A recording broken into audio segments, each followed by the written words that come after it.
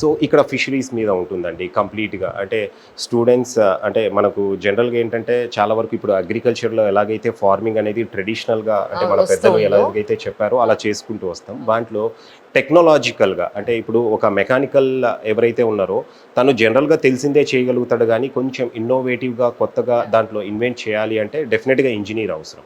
Same అదే విధంగా అగ్రికల్చర్లో and ఫిషరీస్లో కూడా టెక్నాలజీ డెవలప్ చేయడానికి ఈ కోర్స్ అనేది స్టూడెంట్స్ పర్స్యూ చేయొచ్చు. For new reforms. Yes. Perfect. Sir ఈ ప్లేస్ ఏంటి ఎగ్జాక్ట్గా?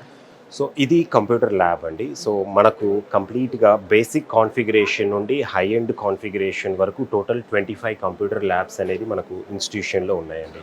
అంటే కంప్యూటర్ అనేది ఇప్పుడు దాదాపుగా not only for BTech computer science engineering students అండి, ఈవెన్ బీబీఏ బీకామ్ అలాగే ఎంబీఏ స్టూడెంట్స్ అందరికి కూడా ఈ కంప్యూటర్ ల్యాబ్ అనేది అవసరం. కాబట్టి మన దగ్గర టోటల్ 25 ల్యాబ్స్ అనేది కంప్యూటర్ ల్యాబ్స్ ఇన్స్టిట్యూషన్లో ఉన్నాయన్నమాట.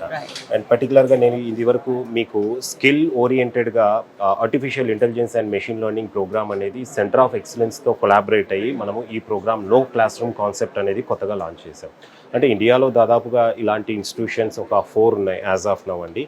ఈ 4లో ఐటీఎం యూనివర్సిటీ అనేది వన్ ఆఫ్ ది యూనివర్సిటీ అనమాట ఈ కాన్సెప్ట్లో ఎడ్యుకేషన్ అనేది ఆఫర్ చేసేది.